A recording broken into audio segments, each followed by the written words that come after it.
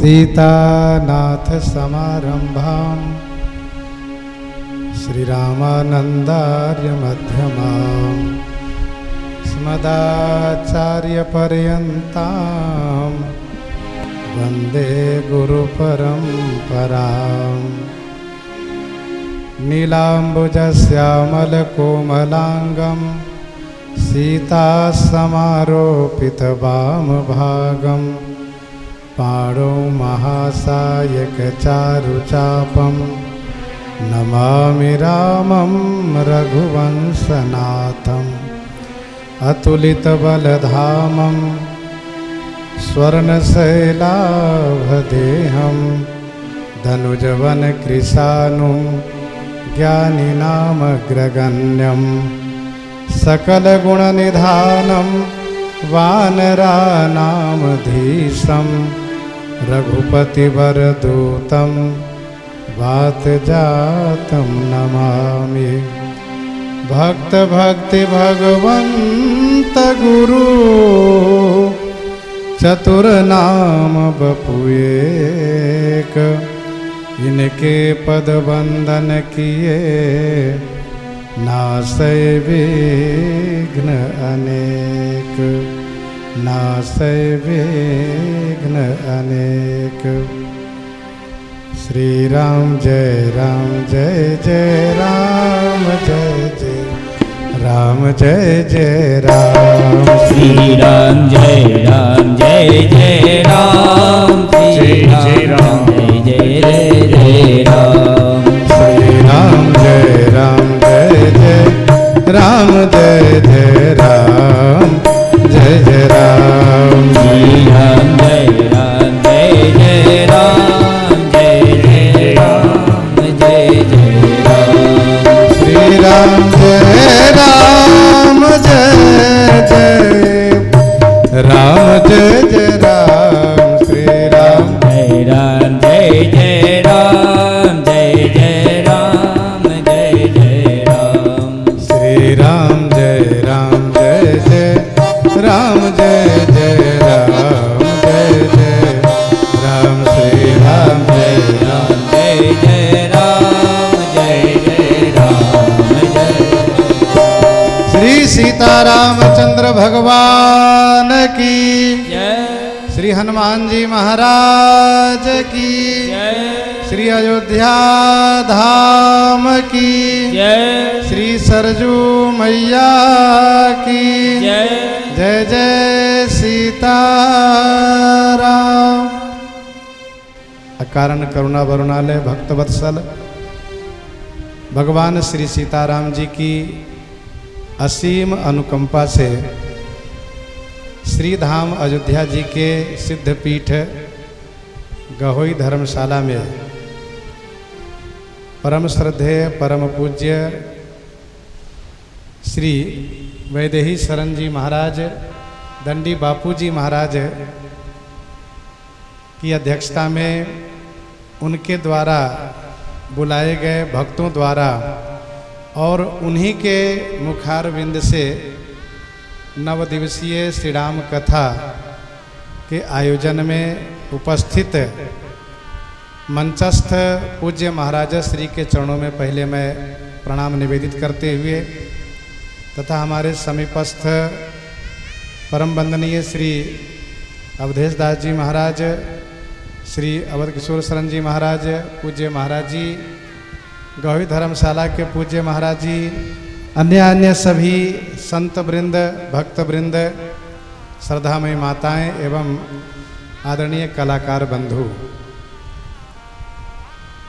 पहली बात तो मैं क्षमा चाहता हूँ, मुझे आना चाहिए था पहले लेकिन आने में मुझे देरी हुई। इसका कारण पूज्य महाराजा श्री आप सबको बता दिए हैं कि नित्य मैं श्री राम कथा श्रवण कराता हूँ, अध्ययन कराता हूँ। तो मेरे मन में आया कि क्यों न वो अपना कार्य पूरा करके चलूँ तो निश्चिंता रहेगी, थोड़ा सुनूंगा भी और इसके बाद आऊँगा, तो लाभ मुझे मिला। अंत भला तो सब भला। जय हो। पूज्य महाराजा श्री से आपने सुना अभी श्री धाम अयोध्या जी की महिमा। 7 मोक्षदायिनी पुरी है। कितने? 7। उसमें सबसे श्रेष्ठ अयोध्या जी है। पहला नाम इन्हीं का आता है, अयोध्या, मथुरा, माया, माया माने हरिद्वार, काशी, कांची, अवंतिका माने उज्जैन, और इसके बाद पुरी, द्वारावती, द्वारकापुरी। और मुझे लगता है कि पूज्य बापू जी के द्वारा आप सभी प्रायः तीर्थ में गए होंगे, और जहाँ नहीं गए होंगे वहाँ बापू जी ले जाएंगे आपको।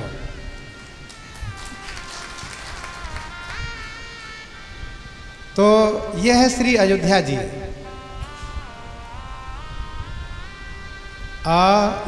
अयोध्या,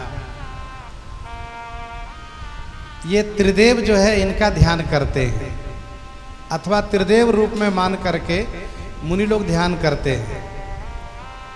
आकार माने वासुदेव, यकार माने प्रजापति, और उकार माने शिव जी। ऐसा तीनों देव के रूप मान करके मुनि लोग जिनका ध्यान करते हैं, ये वो है अयोध्या जी। आप सबका बड़ा सौभाग्य हुआ है कि पूज्य महाराज श्री के द्वारा श्री धाम अयोध्या जी में आए हैं। यहाँ पर कभी भी किसी भी जन्म में यदि निवास हो गया तो अवश्य वह श्री राम जी के धाम के अधिकारी बन जाता है। इस बात को श्री कागभूषुंडी जी महाराज उत्तरकांड में श्री पक्षीराज गरुड़ जी को सुनाते हुए कहते हैं, यद्यपि रहे वो रघुपति रजधानी। मैं उस समय था, पर मैं अयोध्या जी के महात्मा को, महिमा को नहीं जान पाया। अब जाना मैं अवध प्रभावा। मुझे अब समझ में आया। क्या समझा आपने? तब उन्होंने कहा, कवन हूँ जन्म अवध बस जोई, कवन हूँ जन्म अवध बस जोई, राम परायण सो परि होई, राम परायण सो परि होई। कवने हूँ जन्म की बात कागभूषुंडी जी ने कही, और आप मानव जन्म में, मानव शरीर में 1 दिन 2 दिन नहीं 10 दिन, 9 दिन की कथा में 10 दिन तो वास होना स्वाभाविक होता है। 10 दिन के लिए अयोध्या जी में आप सबका वास हुआ है। तो आप सब श्री राम जी के हो गए, इस बात को मन में गांठ बांध लीजिए कि हम श्री राम जी के हो गए। यह सौभाग्य है। अच्छा, यह सौभाग्य आप लोगों को मिला कैसे? तो बाबा के द्वारा। देखो, भगवान से जोड़ते कौन है? संत। संत भगवान से जुड़े होते हैं, वह हम आपको जोड़ते हैं। इन्होंने प्रेरणा की, जैसे अभी महाराज जी ने कहा कि जिनके पास पैसे हो दुबई चलो, पर दुबई में ये सुख नहीं मिलेगा आपको। वहाँ भौतिक आनंद तो मिलेगा, वहाँ के पार्क है, वहाँ के जो महल है, वहाँ के लोग हैं, वो दिखाई देंगे, लेकिन ये आध्यात्मिक वातावरण जो भगवान श्री राम जी के जन्मभूमि पर श्री राम लला का दर्शन, सरजू जी में स्नान, सरजू आरती का दर्शन, ये सब सौभाग्य वहाँ नहीं मिलेगा। दूसरी बात, दुबई में जाने से आपका पुण्य घटेगा, आपका पुण्य वहाँ जाने से घटेगा, लेकिन यहाँ आने पर आपका पुण्य बढ़ेगा। किसी भी तीर्थ में आप जाएंगे तो आपका पुण्य बढ़ेगा, और किसी शहर में जाएंगे, किसी देश में जाएंगे तो वहाँ पुण्य घटेगा। वहाँ पर पैसे भी जाएंगे, पुण्य भी जाएंगे। यहाँ पर पैसे जाएंगे लेकिन साथ साथ पुण्य बढ़ेगा। ये सौभाग्य आपको मिला है। अब चूँकि समापन का सत्र है तो बहुत ज़्यादा न कहते हुए मैं थोड़ी बातें आपसे कहूँगा। आज से प्रारंभ हुआ है पितर पक्ष। यद्यपि उदया तिथि में पंचांग के माध्यम से अमावस है, लेकिन दिन में आज पितर पक्ष का भी प्रवेश हो गया है, पिंडदान शुरू हो गया है। आप सब पितर पक्ष में श्री राम कथा सुनने आए हैं पूज्य महाराज श्री के मुखारविंद से। कहाँ? पावन सलिला श्री सरयू जी के तट पर। तो श्री राम कथा है क्या, पहले ये समझिए। श्री राम कथा ये गया तीर्थ है। आप सब जो कथा श्रवण करने आए हैं, आपको ये मानना चाहिए कि हम श्री राम कथा श्रवण के माध्यम से हम अपने पितरों को पिंड देने आए हैं, तर्पण करने आए हैं। और यह बात मैं कोई कल्पित नहीं कह रहा हूँ, कोई दंत कथा में से नहीं है। एक होता है कि कल्पित बात सुना दो, सो नहीं। इस बात को गोस्वामी तुलसीदास जी महाराज ने श्रीमद् रामचरितमानस जी के 31वें दोहा में 31वें दोहा में श्री राम कथा की महिमा गाते हुए उन्होंने एक पंक्ति में स्पष्ट किया। क्या कहा उन्होंने? असुर सेन सम नरक निकंदनी साधु विबुध कुल हित गिरि नंदनी। असुर सेन सम नरक निकंदनी। ये कथा चाहे कहीं भी होती, वहीं पर ये गया तीर्थ के रूप में कथा होती इस पितर पक्ष में। लेकिन जहाँ अयोध्या जी में कथा हो रही है, एक तो अयोध्या धाम, उसमें भी गया तीर्थ है। ये श्री राम कथा रूपी गया तीर्थ में आप सब पहुँचे हुए हैं। आप उस चौपाई के थोड़ा और स्पष्ट व्याख्या समझ लीजिए। बाबा कहते हैं कि असुर सेन सम नरक निकंदनी। यह श्री राम कथा जो आप श्रवण कर रहे हैं, असुर सेन के समान नरक को नाश करने वाली है। साधु रूपी देव कुल को प्रतिपालन करने के लिए गिरि नंदनी भगवती श्री पार्वती व श्री गंगा जी के समान है।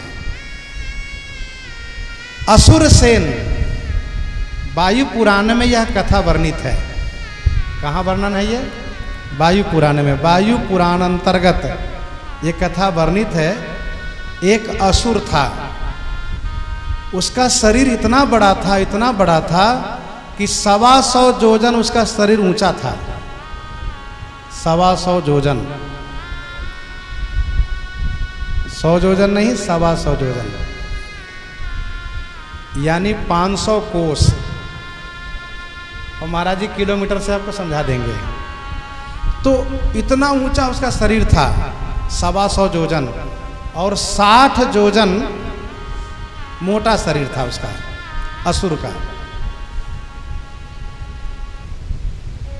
इतना बड़ा उसका शरीर था। उसने तपस्या की। तो श्री ब्रह्मा जी, भगवान विष्णु जी, शंकर जी तीनों आए उनके पास, और तीनों ने अपनी प्रसन्नता प्रकट करते हुए कहा कि तुम वरदान मांगो, क्या चाहिए तुमको? तो उस असुर ने कहा, हे त्रिदेव, मेरा मांग है कि मैं इतना पावन हो जाऊं, इतना पवित्र हो जाऊं कि मेरे सामने में कोई और तीर्थ और कोई यज्ञ और कोई देव उतना पावन न हो जितना मैं पवित्र हो जाऊं। पहली बात। दूसरी बात ये कि मेरा जो दर्शन करें, मुझे जो देखें, वो आपके धाम चले जाए, मुक्त हो जाए। त्रिदेव ने कहा तथास्तु। अब परिणाम क्या हुआ? परिणाम ये हुआ कि वे जहाँ भी जाते हैं दूर दूर से लोग उनको देखते हैं,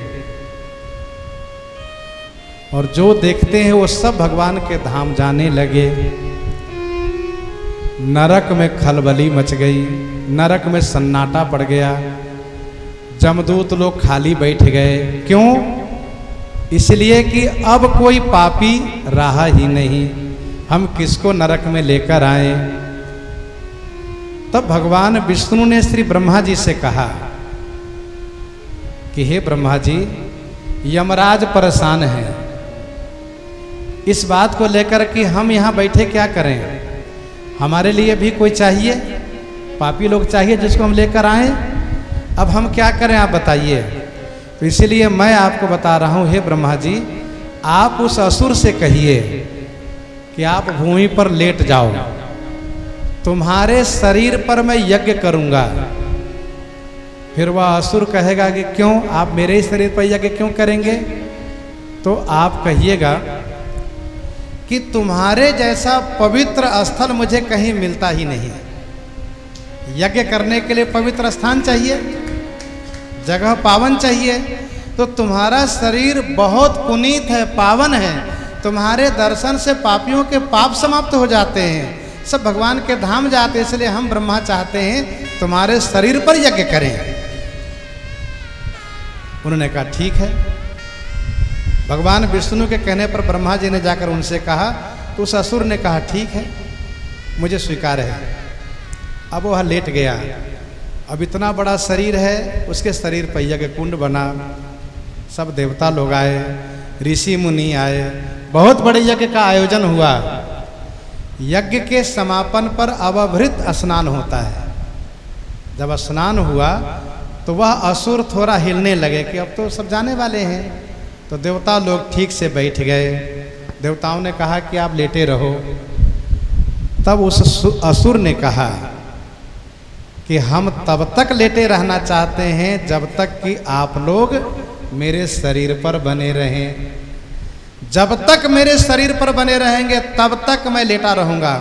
आप में से जो भी यहाँ जाने का नाम लिए और गए तो मैं खड़ा हो जाऊंगा।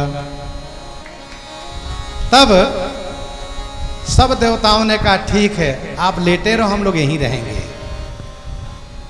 ये वही असुर नाम हुआ उसका गयासुर, और उसका नाम बदल के रख दिया केवल गया तीर्थ है।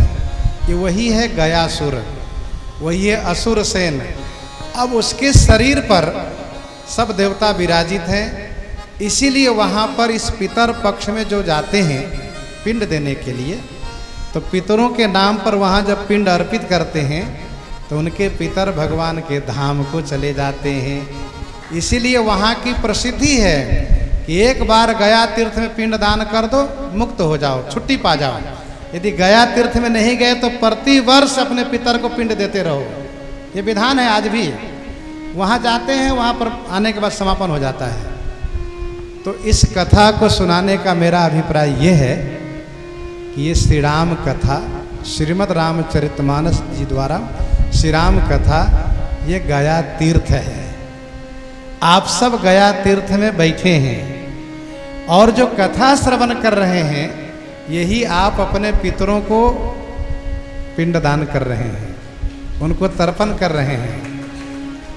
आज से आपके स्वर्गवासी व जहाँ जो पितरलोक में हैं, वे लोग इतने प्रसन्न हो रहे होंगे कि वाह, कि आप लोग के पितर लोग इतने प्रसन्न हो रहे होंगे कि वाह, ये हमारी संतानें ऐसे पावन हुए कि पितर पक्ष में कथा श्रवण करके और हमें भगवान के धाम के अधिकारी बना दिए। जिस प्रकार से कथा सुन करके धुंधकारी को मुक्ति मिली है ना, परीक्षित जी को उद्धार हुआ, वे भी मुक्त हो गए हैं। जिन लोगों ने कथा सुनी वे सब मुक्त हो गए हैं।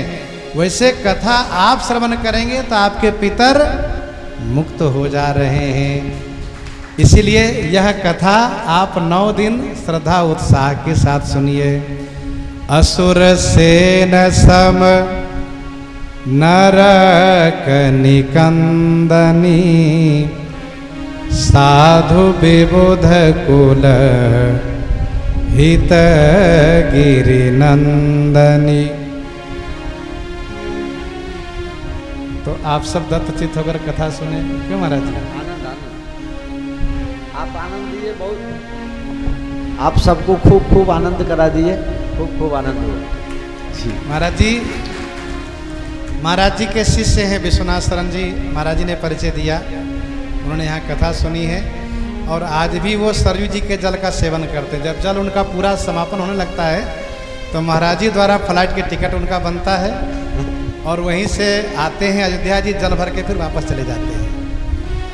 और वे अयोध्या जी में रहते हैं, वहाँ गुजरात में रहते हैं, गुरु जी की आज्ञा को पालन करते हैं। उन्होंने 3 दिन पहले फ़ोन किया था कि गुरु जी आप जाइएगा ज़रूर। तब मैं राजस्थान में था। अच्छा। रेवासा वाले महाराज पूज्य जी। स्वामी श्री अग्रदेवाचार्य जी का शरीर पूरा हो चुका था, तो मैं वहीं था। पूज्य महाराज जी का ही फ़ोन आया था कल परसों कि आप आइए। हमने कहा हम वहीं हैं अभी, तो वहीं था। तो उनका फ़ोन आया, हमने कहा ठीक है हम पहुंच जाएंगे, 18 को वहीं रहेंगे। तो मैं तो परसों ही आ गया था जी। और कल आप गए ही थे। तो महाराज जी का बड़ा स्नेह रहता है और महात्मा है भाई। आप सब पर स्नेह बरसाते रहते हैं, हमारे ऊपर भी स्नेह बरसाते हैं। पिछले साल मैं गया था गुजरात और गाड़ी की टिकट कैंसिल हो गई, सीट कन्फर्म न होने से। मोबाइल द्वारा टिकट बना था, तो महाराज जी ने रात्रि में ही फ्लाइट के टिकट बनवाया। इन्होंने कहा कि आपको जाना है तो मैं सारी व्यवस्था करता हूँ। तो ये है संत भाई, संत का तो स्वभाव विलक्षण होता है। और आप सबके ऊपर महाराज जी की कृपा बनी रहे। परोपकार वचन मन काया, संत सहज स्वभाव खगराया। तो ऐसी कृपा आप सब पर बनी रहे। बहुत ज़्यादा मैं क्या कहूँ, इसी तरह से आप कथा के आनंद लेते रहें। 2 मिनट महाराज जी भी। अच्छा महाराज जी जी 2 मिनट। तो अब मैं अपनी वाणी को विराम करते हुए एक बात और निवेदन करते हुए कि ये वो धाम है जहाँ के लिए भगवान श्री राम जी ने सबसे कह रखा है कि सदा रहे हो पुर आवत जाता। तो महाराजा श्री ने भी कहा है और मैं भी कहता हूँ कि आप सब अयोध्या जी में आते जाते रहिए। अब तो क्या है, श्री राम लला सरकार अपने भव्य मंदिर में विराजित हो गए हैं। अब तो इतना आनंद है, यहाँ की सारी सुविधाएं इतनी अच्छी हो गई है। धीरे धीरे और वो सुविधाएं बढ़ती चली जा रही है। 1-2 साल के बाद आएंगे और आनंद आएगा, और आएंगे और आनंद आएगा। क्योंकि यहाँ पर तो वह भगवान विराजित है। कौन? जो आनंद सिंधु सुख रासे। जो आनंद सिंधु सुख रासे। करते त्रैलोक सुपासे। करते त्रैलोक सुपासे। सो सुख धाम राम असनामा। सो सुख धाम राम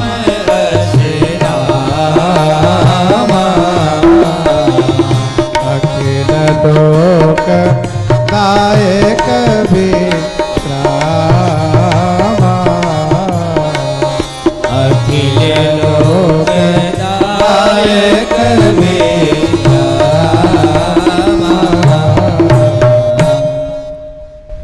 ऐसे श्री राम लला सरकार, ऐसे मनमोहक सरकार कि आप दुनिया में जहाँ भी दर्शन कीजिए और श्री राम लला को दर्शन कीजिए तो आपका मन खुद ही कहेगा कि वाह कितना आनंद है। इस आनंद सागर में आप भी गोता लगाते रहिए। वाणी रूपी पुष्पांजलि व्यासपीठ को अर्पित है। और मैं अपने समीपस्थ पूज्य महाराजा श्री जो विभिन्न शास्त्रों के साथ साथ श्रीमद् भागवत जी के विशेष मर्मज्ञ हैं, पूज्य श्री अवधेश दास जी महाराज को मैं माइक देता हूँ। महाराज जी आपको आशीर्वाद दें।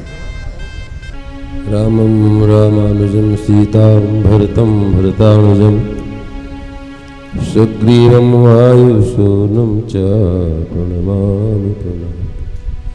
ॐ नमः परमहंसास्वादित चरणकमलचनमकरन्दाय भक्तजनमानसनिवासाय श्रीरामचन्द्राय श्रीहनुमते नमः। श्रीगणेशाय नमः। श्रीसरस्वत्यै नमः। अस्मद्गुरुभ्यो नमः। अस्मद्परमगुरुभ्यो नमः। आचार्यचरणकमलेभ्यो नमः। सर्वेभ्यो वैष्णवेभ्यो नमः। वसुदेवसुतं देवं कंसचाणूरमर्दनं देवकी परमानन्दो श्रीकृष्णं वन्दे जगद्गुरुम्। आरामः कल्पवृक्षाणां विरामः सकलापदाम् अभिरामश्रीलोकानां रामः श्रीमान् सनः प्रभो। यस्वानुभावमखिलस्तुतिसारमेक मध्यात्मदीपमदितितीरशतां तमोन्धं संसाररामकरुणया पुराणगुह्यो तं व्यासशून्यमुपयामि गुरुमुनीनां। सीतानाथसमारम्भां रामानन्दादिमध्यमाम् अस्मदाचार्यपर्यन्तां वन्दे गुरुपरम्परां। बोले सद्गुरुदेव भगवान की जय। राघवेंद्र सरकार की जय। अनंत बलवंत हनुमंत लाल की जय। जय सिया राम जय जय सिया राम। जय सिया राम जय जय सिया राम। जय सिया राम जय जय सिया राम। जय सिया राम जय जय सिया राम। जय सिया राम जय जय सिया राम। जय सिया राम जय जय सिया राम। जय सिया राम जय जय सिया राम। जय सिया राम जय जय सिया राम। रामचंद्र भगवान की जय। परमाध्यक्ष परमाराध्य अकारण करुणा प्रणालय भक्तवंक्षा कल्पतरु राज राजेंद्र कौशल्यानंद संवर्धन आनंद कंद सतनंदन मर्यादा पुरुषोत्तम राघवेंद्र सरकार ब्रह्मा भगवती बार ब्रह्मपट्ट महेशी विदेह राज तनया किशोरी मैया युगल चरण उपासक अनंत बलवंत हनुमंत लाल जी महाराज, उपस्थित मंच पर परम पूज्य परम सम्माननीय राम कथा मंदाकिनी प्रवाहित करने वाले बापूजी,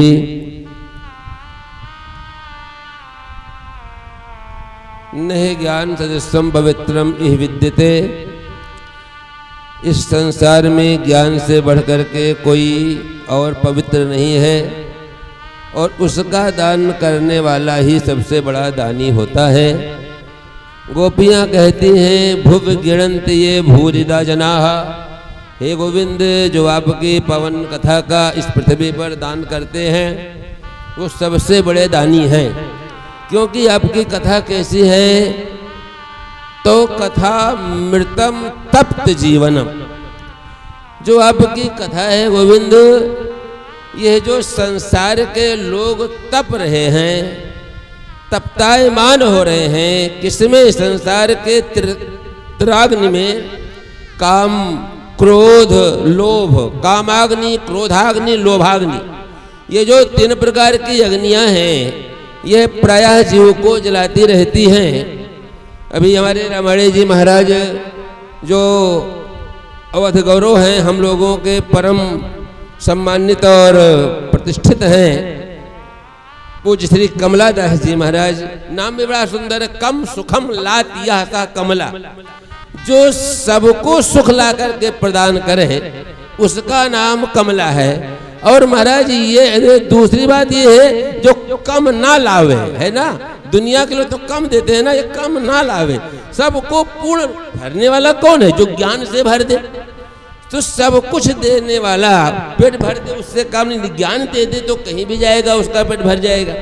गोपियाँ कहती है, हे गोविंद, आपकी जो कथा है ये है जो संसार में जल रहे हैं उनके लिए यह अमृत दान करने वाली है।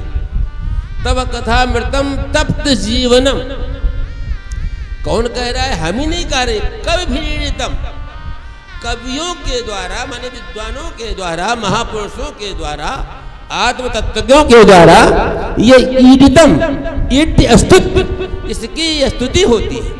ये जो महाराज जी आपके सामने विराजमान हैं, कोई कहता है महाराज जी तो जब कहीं आवाहन करते हैं तो कहते भाई इतना रोकड़ लगे हो, ये रोकड़ के लिए कथा कराते हैं क्या?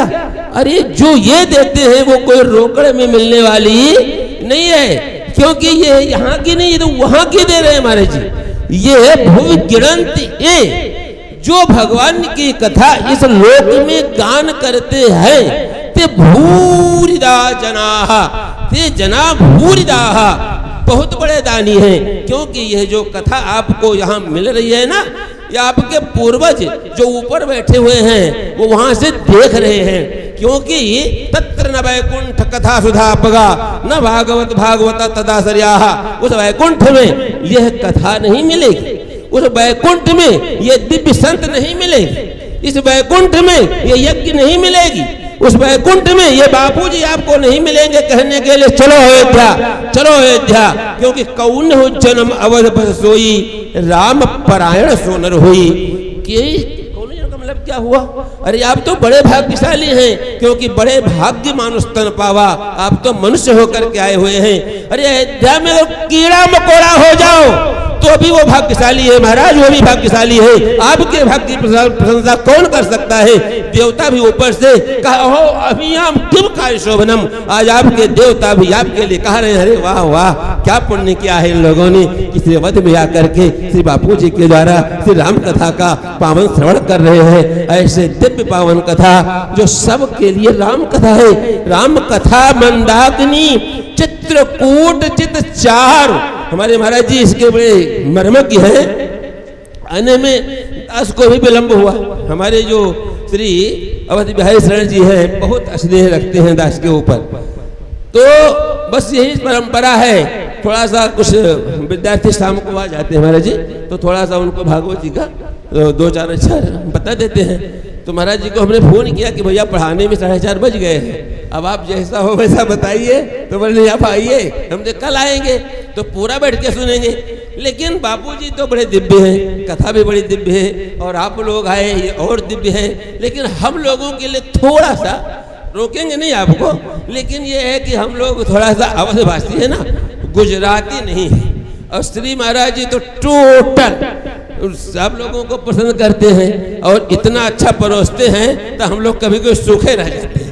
तो इसलिए दोनों को देखते हुए आपको भी पिलाइए और हमको भी कुछ पिलाइए, तभी तो काम चलेगा। एक कैसे कैसे काम चलेगा, क्योंकि आप तो बड़े ही उदार हैं, सबको देने वाले हैं। समय का ध्यान देखते हुए ये आपकी जो कथा है, मैं आपको निवेदन करूं 5 मिनट में, ये मत समझिएगा कि आप केवल कथा सुन रहे हैं, आप साक्षात राघव का दर्शन कर रहे हैं।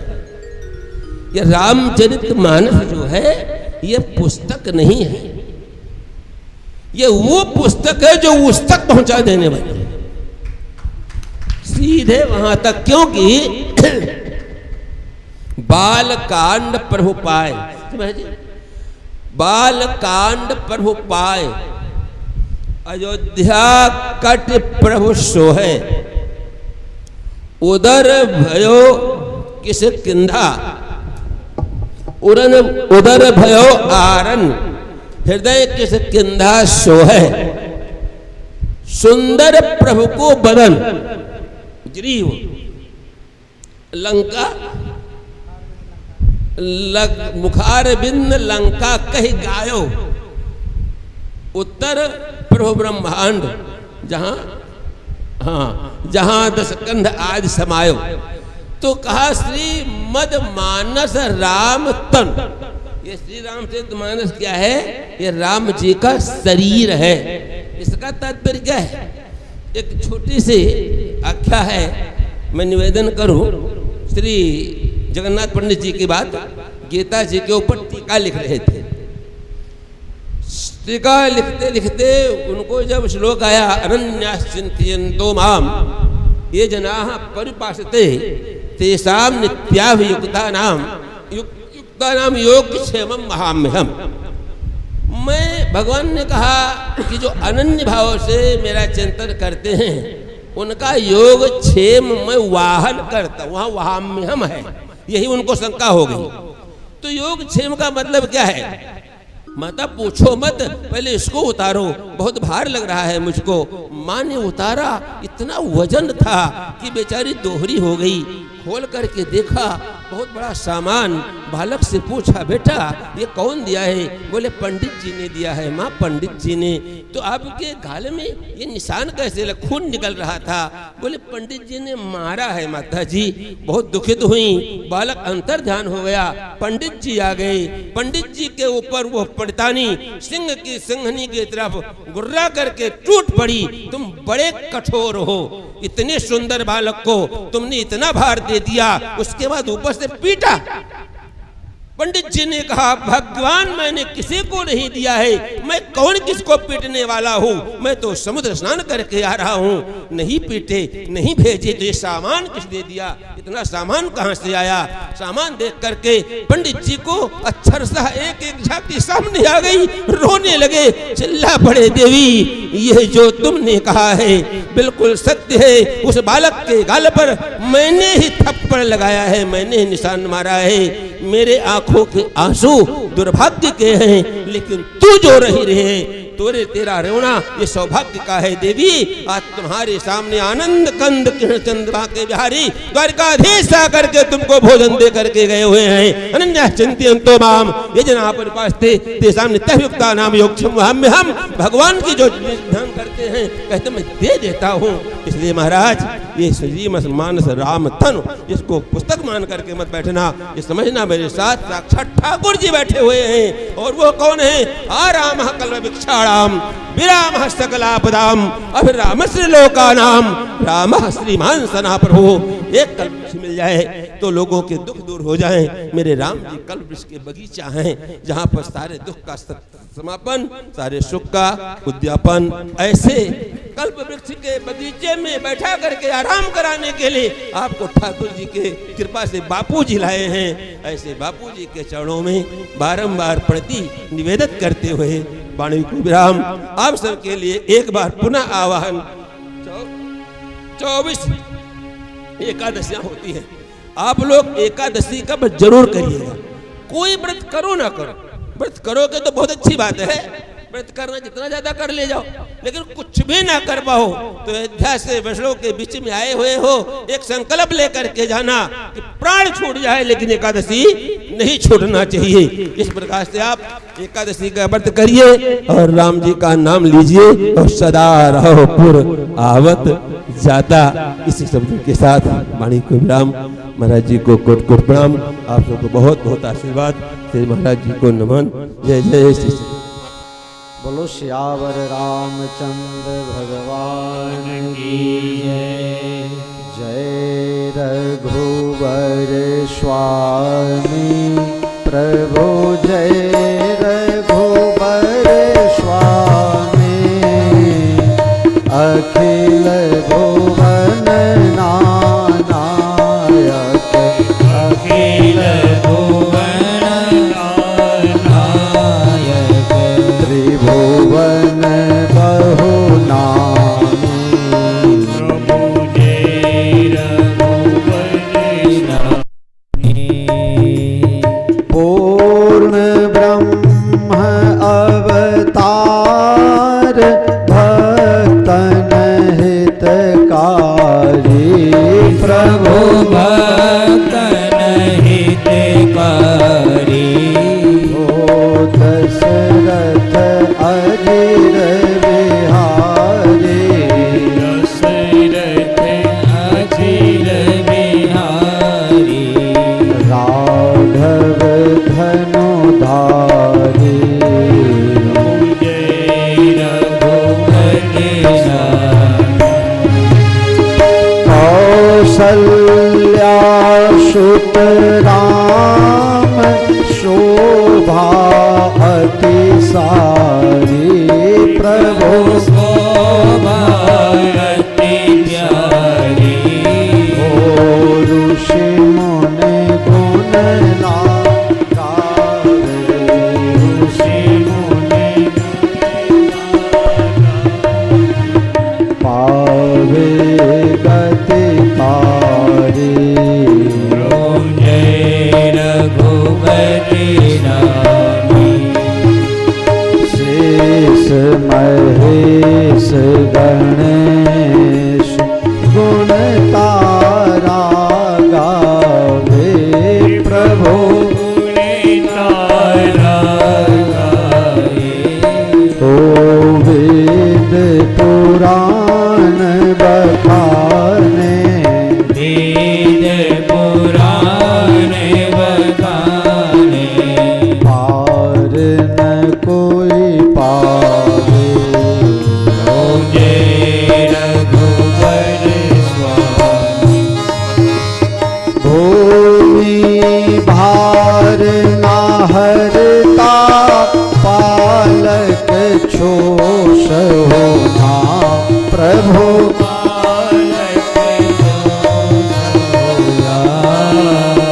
मर्यादा पुरुषोत्तम। मर्यादा पुरुषोत्तम। एक तमो जगमान। प्रभु जय रघुपति स्वामी। रामचंद्र रघुनाथ रघुकुल मणि स्वामी। प्रभु रघुकुल मणि स्वामी। भक्तो नारक्षक छो संतो नारक्षक। जनक सुता स्वामी। ओम जय रघुपति स्वामी। श्री रामचंद्र जी ने आरती जे भावे गासे। प्रभु जे भावे गासे। राम कुमार बखाने।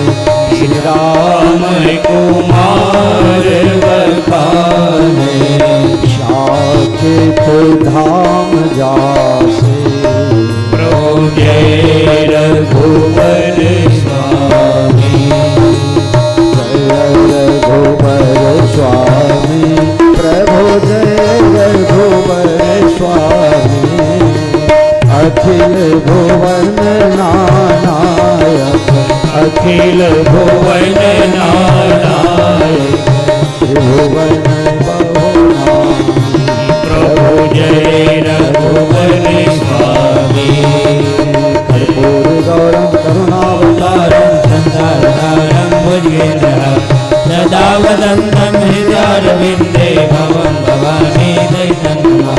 मंगलम भगवान विष्णु। मङ्गलं गरुडध्वज मङ्गलं पुण्डरीकाक्ष मङ्गलाय तनोहरि। सर्वमंगलमांगल्ये शिवे सर्वार्थ साधिके शरणं